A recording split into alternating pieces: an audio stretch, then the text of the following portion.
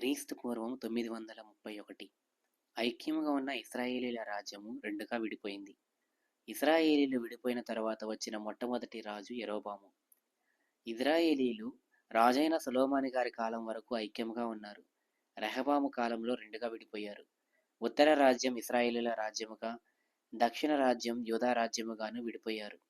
సమైక్య రాజ్యం విడిపోయిన అనంతరం ఉత్తర రాజ్యమైన 10 గోత్రముల వారికి రాజుగా నియమింపబడిన వాడే ఈ యరొబాము. అసలు ఈ యరొబాము ఎవరు? అతని చరిత్ర ఏమిటి? అతను ఏమి చేశాడు? చివరికి అతను ఎలా మరణించాడు? అతని జీవితం నుంచి మనం ఏమి నేర్చుకోవచ్చు? ఇతని నుండి దేవుడు మనకి ఏదైనా పాఠం నేర్పుతున్నాడా? బైబిల్లో దేవుడు రాయించిన ప్రతి వ్యక్తి గురించి మనం నేర్చుకోవాల్సిన ఏదో ఒక విషయం ఉంటుంది. ఆ సంగతి మనం ఎప్పుడు మర్చిపోకూడదు. యరొబాము సొలొమోను గారి కాలంలో ఒక సామాన్యమైన ఉద్యోగం చేసుకునేవాడు. అతడు బలవంతుడిగా, పని పట్ల శ్రద్ధ కలిగిన వాడుగా ఉండేవాడు. యోసేపు సంతతి వారు చేయవలసిన భారమైన పని మీద అతనిని అధికారిగా నిర్ణయించెను. సొలొమోను గారిపై కోపంతో ఉన్న దేవుడు యరొబాము దగ్గరకు అహియా అని ఒక ప్రవక్తను పంపించారు. అతడు కొత్త వస్త్రాన్ని వేసుకుని వెళ్తాడు.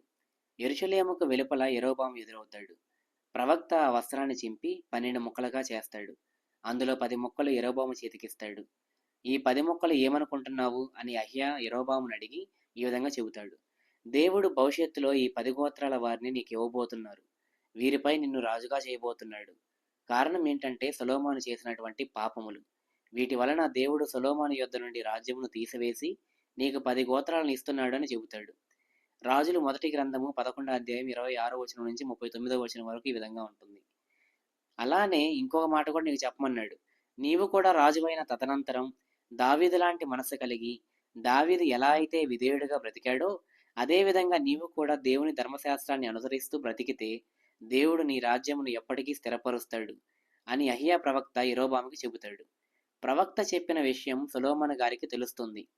అప్పుడు సొలొమోను గారు ఆవేశముతో, నేను ఉండగా నాకు దాసుడైన నావాడు నా తర్వాత రాజు అవ్వడం ఏమిటి అని సహించలేక ఆవేశముతో యరొబామును చంపడానికి ప్రయత్నిస్తాడు. అప్పుడు యరొబాము పక్కనే ఉన్న ఐగుప్తునకు పారిపోతాడు.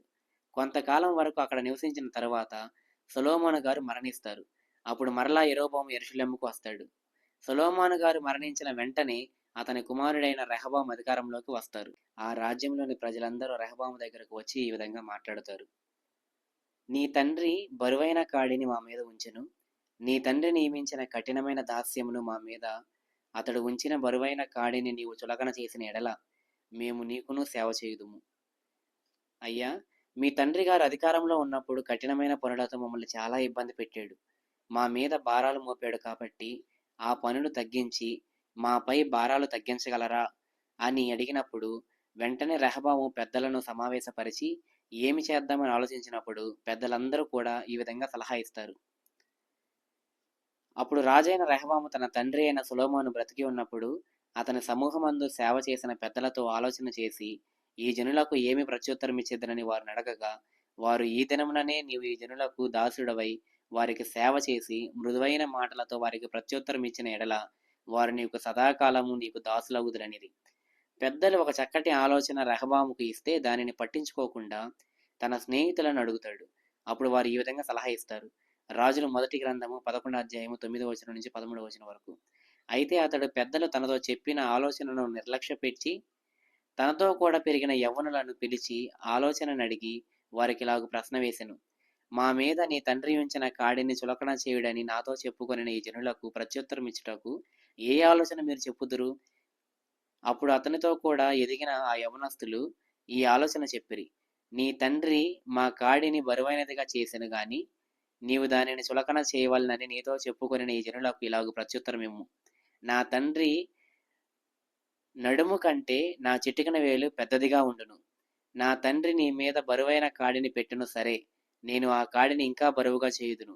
నా తండ్రి చబుకులతో మిమ్మును శిక్షించెను సరే, నేను కొరడాలతో మిమ్మును శిక్షింతును. రెహబాము అనుభవంతో చెప్పిన పెద్దల ఆలోచనను పక్కన పెట్టి అతని స్నేహితుల సలహాను అనుసరించాడు. 3 రోజుల తర్వాత ప్రజలు మరలా రెహబాము దగ్గరకు వస్తారు. అప్పుడు వచ్చిన వారితో తన స్నేహితులు ఇచ్చిన సలహాను రెహబాము చెబుతాడు. ఆ మాటలు విన్న ప్రజలంతా అసంతృప్తి చెందుతారు. ఈలోపు యరొబాము ఐగుప్తులో నుండి వచ్చాడని షెకెములోని ప్రజలు తెలుసుకొని ఉత్తర ప్రాంతంలో ఉన్నవారంతా ఈ రెహబాము పాలన మనకి వద్దు అని, వీరితో ఉండలేమని, మనమంతా ప్రత్యేకమైపోదామనే ఆలోచనతో యరొబామును రాజుగా చేసుకుంటారు. మొత్తానికి ఉత్తర వైపు ఉన్నటువంటి 10 గోత్రాల వారు కలిసి యరొబామును రాజుగా చేసుకున్నారు. అప్పటి నుండి దక్షిణానికి రెహబాము రాజు అయితే, ఉత్తరానికి యరొబాము రాజయ్యాడు. యరొబాము పరిపాలన ప్రారంభమైంది. యరొబాము ఎఫ్రాయిములో ఉన్నటువంటి షెకెములో ఒక పట్టణమును కట్టించి, షెకెము పట్టణాన్ని రాజధానిగా చేసుకొని పరిపాలన ప్రారంభించాడు. పరిపాలన ప్రారంభించిన కొద్ది రోజులకే అతనికి ఒక ఆలోచన కలిగింది. అది ఏంటంటే, యెరూషలేములో దేవాలయం ఉంది కదా! పండగలప్పుడు, ఉత్సవాలప్పుడు లేదా ఆరాధనలకు అక్కడి నుండి ప్రజలు యెరూషలేముకు వెళ్ళిపోతే, ప్రజలు మరలా తిరిగి నా యొద్దకు రాకుండా అక్కడే ఉండి, మరలా నా మీద తిరుగుబాటు చేసి, నన్ను చంపి, రెహబామును రాజుగా చేసుకుంటారేమో అనుకొని, 2 బంగారు దూడలను చేయించి, బేతేలులోని దానులోను నిలవబెట్టించి, ప్రజలందరితో ఈ విధంగా చెబుతాడు. ఇదిగో ప్రజలారా, యెరూషలేములో మీకు చాలా దూరము. అంత దూరం మీరెందుకు వెళ్ళడం? మీకోసం బేతేలులోను, దానులోను ఈ ప్రతిమలను నిలవబెట్టించాను. ఇవే మన పితరులను ఐగుప్తులో నుండి ఇక్కడికి నడిపించింది అని ప్రజలను తప్పుదోవ పట్టించి, ప్రజలను విగ్రహారాధన వైపు మళ్లిస్తాడు. ఇది ఇతను చేసిన మొట్టమొదటి తప్పుటడుగు. యెహోవా దృష్టికి పాపముగాను, కోపాన్ని రప్పించినట్టుగా చదువుకుంటాము. అంతటితో ఇది అయిపోలేదు. యరొబాము ఈ ఉత్తర రాజ్యంలో ప్రారంభమైన ఈ విగ్రహారాధనకు సంబంధించినటువంటి ఉన్నత స్థలాలను నిర్మించడం, వాటికి మందిరాలు నిర్మించటం, వాటికి బలిపీఠములు కట్టడం, ఆ తర్వాత యెరూషలేములో ఎలా అయితే పండుగలు, ఉత్సవాలు జరుగుతున్నాయో, ఇక్కడ కూడా వాటి పేర్లతో పండుగలు, ఉత్సవాలు జరిగించటం, మొత్తానికి రాజ్యంలోని ప్రజలందరినీ దేవుడు అతిగా కోపించుకునే భయంకరమైనటువంటి పాపాలలో ఒకటైన విగ్రహారాధన వైపు రాజ్యాన్నంతటిని కూడా మళ్లించేశాడు. ఇంకా చేసినటువంటి భయంకరమైన తప్పులేమిటంటే, వారి మధ్యన ఉన్న దేవుని యాజకులైన వారికి ఎటువంటి పని లేకుండా చేసి, వారికి నేరుగా యూదయకు వెళ్ళిపోయేలా చేశాడు. యాజక సేవ జరగకుండా లేవీయులను యరొబాము అతని కుమారులు కూడా కలిసి త్రోసివేశారు. వారి కుమారులలో ఒక ఆయన పేరు అబియా అని చెప్పబడింది. అయితే అంత మాత్రమే కాకుండా ఇతను యెహోవా యాజకులను త్రోసివేసి లేవీయులు కాని వారిని యాజకులుగా నియమిస్తాడు. దేవుని యాజకులను అక్కడ లేకుండా చేసేసి దెయ్యాలకు తాను నిర్మించిన బలిపీఠములకు యాజకులను నియమించాడు. అందుకే దేవుడు చాలా కోపముతో యోదయ నుండి బేతేలుకు ఒక ప్రవక్తను పంపించాడు. ఇదంతా మొదటి రాజుల గ్రంథము 13వ అధ్యాయంలో కనిపిస్తుంది. ఆ ప్రవక్త వచ్చే సమయానికి ఆ బలిపీఠము దగ్గర యరొబాము నిలబడతాడు. అప్పుడు దైవజనుడు యెహోవా ఆజ్ఞ చేత బలిపీఠమునకు ఈ ప్రకటన చేసెను. బలిపీఠమా, బలిపీఠమా, యెహోవా సెలవిచ్చినదేమనగా, దావీదు సంతతిలో యోషియా అని ఒక శిశువు పుట్టును. నీ మీద ధూపం వేసిన ఉన్నత స్థలము యొక్క యాజకులను అతడు నీ మీద అర్పించును. అతడు మనుష్య శల్యములను నీ మీద దహనము చేయును. బలిపీఠముతో మాట్లాడుతున్నాడు అనంటే, ఏ బలిపీఠము నొద్దనైతే యరొబాము ఉన్నాడో, ఏ బలిపీఠమును యరొబాము కట్టించాడో, ఆ బలిపీఠము మీద భవిష్యత్తులో జరగబోయే విషయాన్ని ఈ సందర్భంలో దేవుడు ప్రవక్త ద్వారా చెప్పిస్తున్నాడు. ఎప్పుడైతే దేవుడు ప్రవక్త ద్వారా ఈ మాటను చెప్పించాడో, యరొబాము కోపాన్ని ఆపుకోలేకపోయాడు. దైవజనుడు ఇంకో విషయం కూడా చెప్తాడు. నేను చెప్పిన ఈ మాట జరుగుతుంది అని అనడానికి నీకు దేవుడు ఇప్పుడే ఒక సూచన కూడా చూపించబోతున్నాడు. ఆ సూచన ఏంటంటే, ఈ బలిపీఠం బద్దలైపోతుంది. ఈ బలిపీఠంపై ఉన్న బుగ్గి ఒలికిపోతుంది అని అన్నాడు. ఇలా ప్రకటన చేశాడో లేదో వెంటనే బలిపీఠం బద్దలైపోయి బొగ్గి ఒలిగిపోతుంది. యరొబాము కోపంతో, ఆవేశంతో బలిపీఠముపై చేయి చాపి వానిని పట్టుకోండి అని అంటాడు. అప్పుడు వెంటనే యరొబాము చెయ్యి ఎండిపోయినట్టు అయిపోతుంది. దాని వెనుకకు తీసుకోవాలని చాలా ప్రయత్నాలు చేస్తాడు కానీ అతని వల్ల కాలేకపోయింది. అప్పుడు మరలా ప్రవక్తను బ్రతిమలాడుతాడు. అయ్యా, ఒక్కసారి నువ్వు నీ దేవుని అడుగు, ఒక్కసారి నువ్వు మాట్లాడి నా చెయ్యి నాకు మరలా వచ్చేటట్టు చెయ్యి అని చెప్పి ఆ దైవజీవుని బతిమలాడుకుంటాడు. రాజులు మొదటి గ్రంథము 13వ అధ్యాయము 6వ వచనంలో ఈ విధంగా చూడగలము. ఇది జరిగిన తరువాత అయినా బుద్ధి రావాలి కదా. యరొబాము తన మార్గాన్ని మార్చుకోవాలి కదా. కానీ మార్పు చెందడు. తనకిష్టులైన వారిని యాజకులుగా ప్రతిష్ఠించి వారిని ఉన్నత స్థలములకు యాజకులుగా నియమించెను. యరొబాము సంతతి వారిని నిర్మూలము చేసి భూమి మీద ఉండకుండా నశింపజేయునట్లుగా ఇది వారికి పాప కారణమాయెను. దుర్మార్గమును విడిచిపెట్టడం మానేసి సామాన్య ప్రజలని యాజకులుగా చేశాడు. ఇంత జరిగిన తర్వాత కూడా దేవుడు యరొబాముకి శాపాన్ని ప్రకటిస్తారు.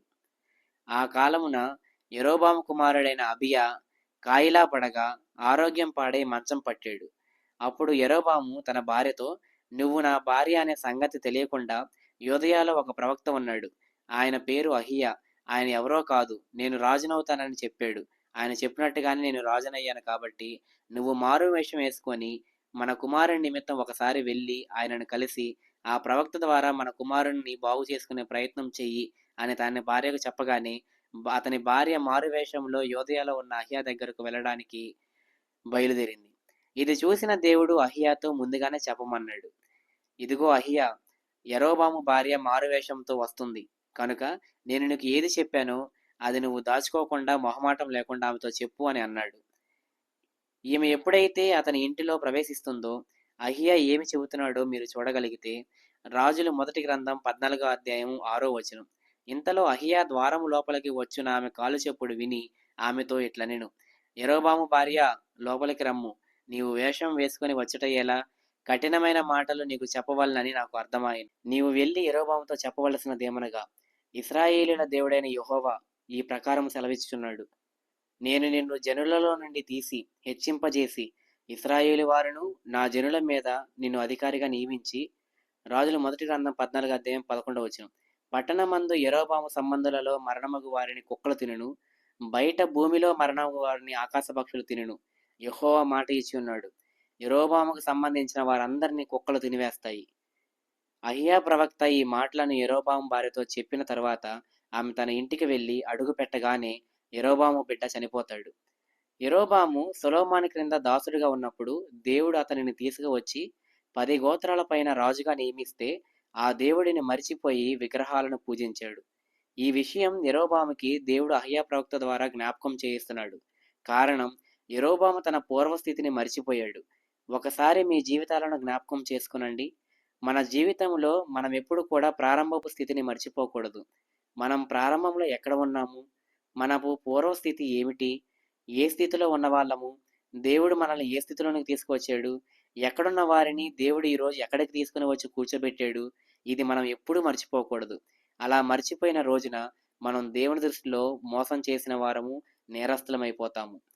ఇక్కడ యరొబాము చేసింది కూడా అదే.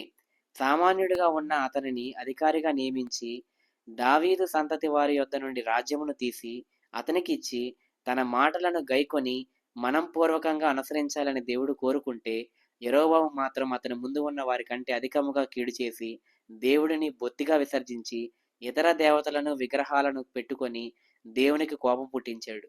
యరొబాము చివరికి దేవుని చేత చంపబడతాడు. దేవుని చేతిలో చనిపోయాడు. దేవుడు ఇచ్చిన స్థానమును జాగ్రత్తగా కాపాడుకోకుండా దేవునికి వ్యతిరేకంగా బ్రతికి చివరికి దేవుని చేతిలోనే చంపబడ్డాడు. మనందరి ప్రారంభమును జ్ఞాపకం చేసుకొని ఎప్పుడూ దేవుని పట్ల విధేయుడిగా బతకాలి. దేవుని పట్ల కృతజ్ఞత కలిగిన వారంగా బ్రతకాలి.